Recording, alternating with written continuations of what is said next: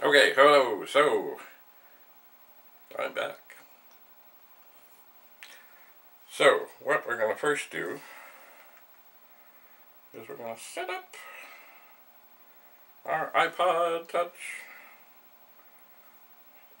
for video. I'm going to very carefully set it up on our very magical pile of stuff, and then the most delicate point of all is to turn it on and get it situated. There it is situated. So, even though it says that's all, folks, we've just begun. So, we're going to turn that on. We're going to take our PAC disk CU1 Commodore 64 Utilities 1, and we're going to put it in to 1541. And we're going to load the directory. Load quote $8. No, load quote $quote comma 8. And then we will list. And there was a program I saw in here. Check disk. So we're going to load check asterisk. Almost shifted. I almost shifted again.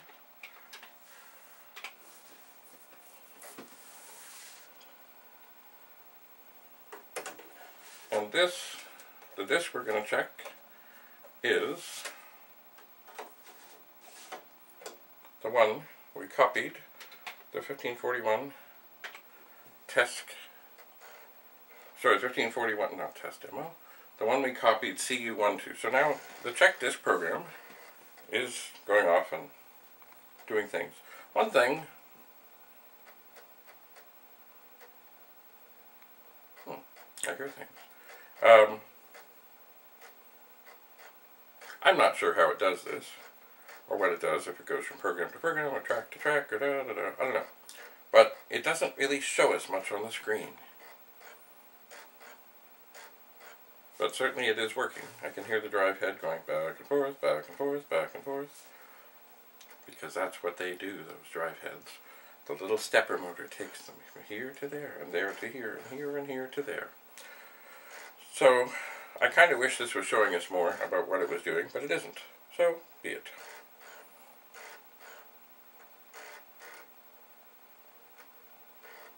But it does make noise. So, update on Pac-Man. The Pac-Man disc is currently in a plastic bag. Yes, a Ziploc bag, which is carefully done up with the Ziploc. I put in not too much dish soap, but enough, and warm water from the tap, and I shook it some, and I'll let it soak. Because, you know, as I told you many times, I had it working, I had it running, and it looked pretty good. And Pac-Man is a classic game made, I'm sure, remade or redone by all kinds of people. So the check disk program is running. And just from the sounds it's making, I think it's going from file to file to file to file to file. Because it does seem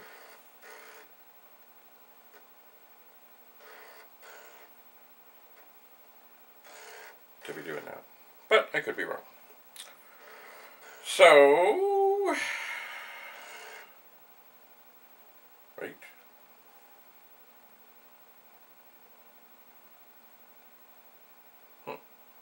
Oh, it's still spin. Oh! Checked box 1, track 15, sector 3.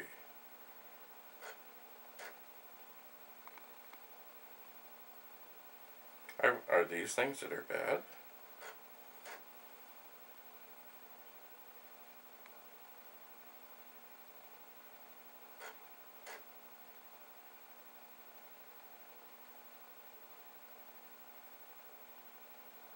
I don't know. There are something like 664 blocks on the disk, so I really don't feel like sitting here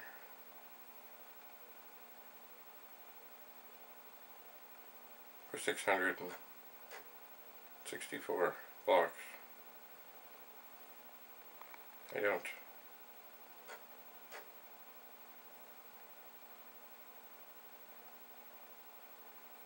But you know, back in those days, we had a lot of time on our hands. We did. But I don't think anybody has this much time. I am your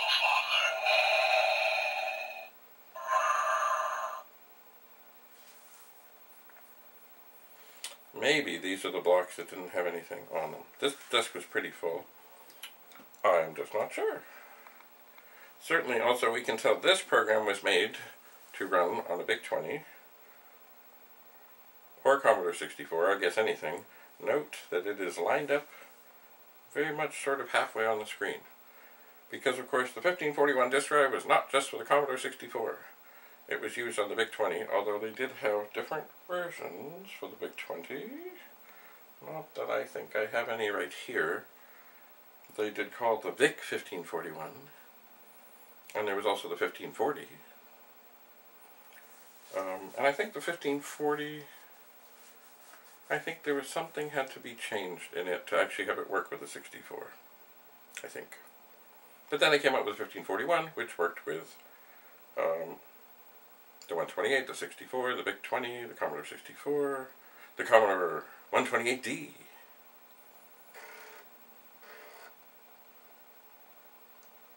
And maybe other things as well. So, we are checking the disk.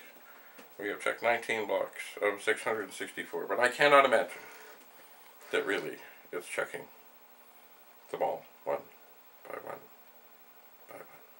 But this was a handy thing to do way back when, because say you got some new disks and you formatted them, before you put your vital information on them, a lot of people would run this through to make sure, because sometimes disks have bad things. And I think the stores of the day, if you went in and said, yo, I got this, I formatted it and it was bad, they would replace it, I think. I don't think you had to go through the whole company thing. I don't remember. Long time. But also, if it did come up with something bad, you could also choose to reformat it, or new it again. And that, too, could possibly sort it out. But most people, I think, just would either not use the disk, or certainly not use it for anything critical, or, even better, take it back to where you got it, and get another one. So, I don't think this is going to do the whole... I think what it did is, I think it checked the places where the programs were, and now it's checking, I think, the places where they're not. But I'm not sure.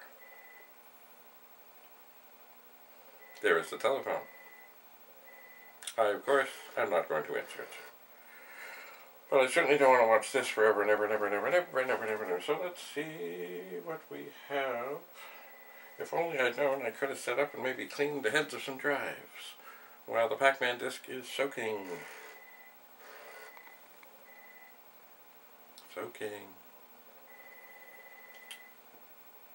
So, but if I was going to clean, I would need some rubbing alcohol. And a Q-tip. It's funny, from reading the instructions on this bottle, you may have heard this already, I actually realized that rubbing alcohol is for rubbing onto sore places on your body to make them not hurt. I never knew. Topical antiseptic. Relieves muscle stiffness and soreness of sprains and bruises. Who knew? So this is continuing to check. I think maybe we had 40 some empty blocks. And just the way it's going, I think it's just checking the empty ones.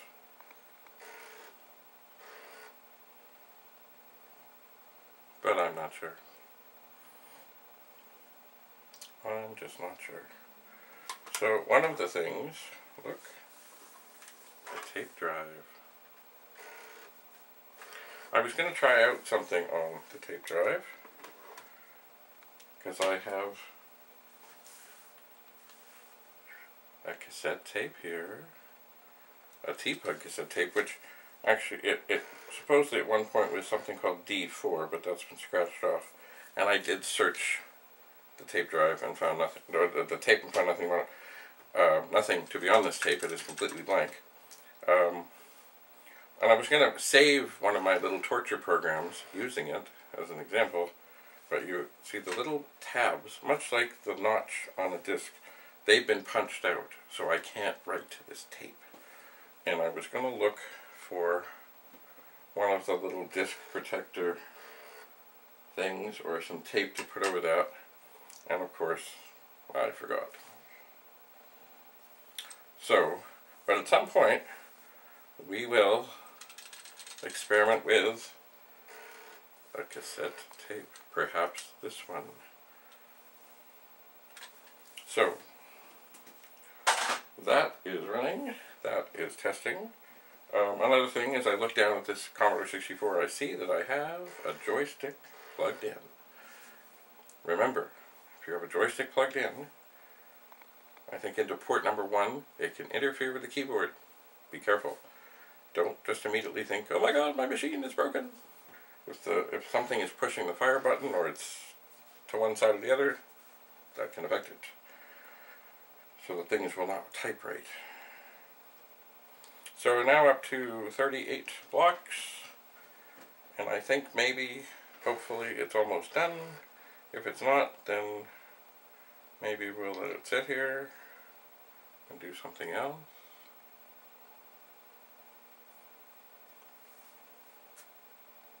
Go Jays go. We're now at 40. So what else do we have behind us? Well, that's a fine question. Remember, a watch disk drive never boils.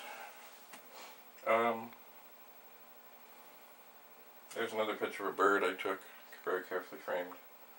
It was sitting on,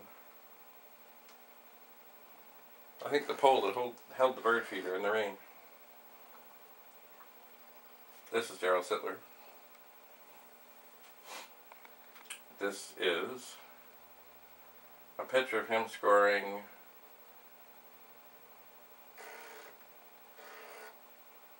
I think just after he scored one of the goals on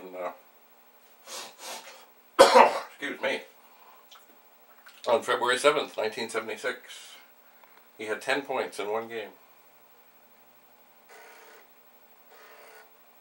I don't think that goalie ever played again. Maybe that goalie never should have played at all. So, this is continuing to check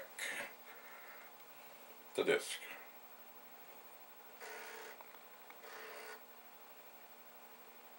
Oh my. I don't remember how many blocks were free. See, it's fine. It did a whole lot of running around before. But maybe it's coming to an end. I don't know. I suppose what I could do to see how much time is involved in this, because if it's going to keep going like this for another 620 some blocks, we're moving on. What I think I'll do is I'll go over here, just where you can't see me for a second, and I will take the original disc and I will put it into a 4040 disk drive and turn on the 8296 that it's plugged into and see how many blocks are free. Because I think this is maybe something that people did, and they certainly didn't sit and watch these numbers crawl by.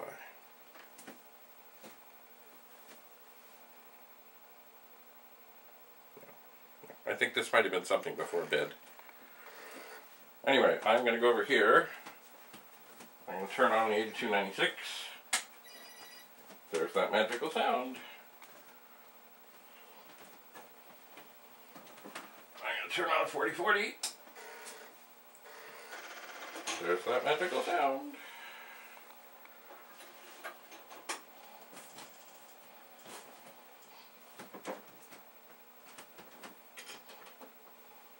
And I'm going to type in catalog. And up comes the directory. And there are 47 blocks free. And now this is at 52.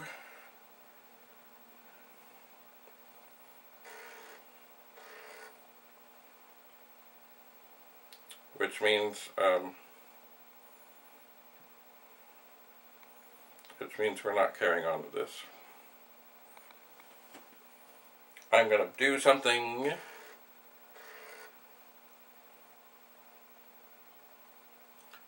There is this magical key called run stop. I'm going to press it.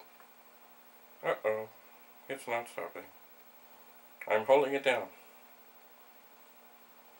Okay. And we have break in 100. So I'm sure nothing will be hurt. Well, I'm not sure, but it's a backup disk.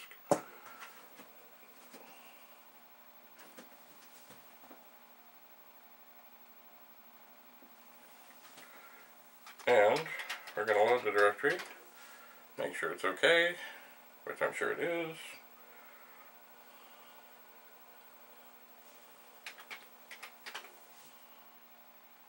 Okay, it is.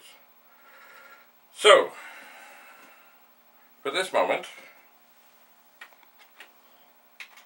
I'm just going to move down and say, we are done. That shows you that if you're going to run this program to check out your disk, it's a good thing, but do it before bed. So, we're going to stop. Oh, we're low battery. I'm going to stop recording.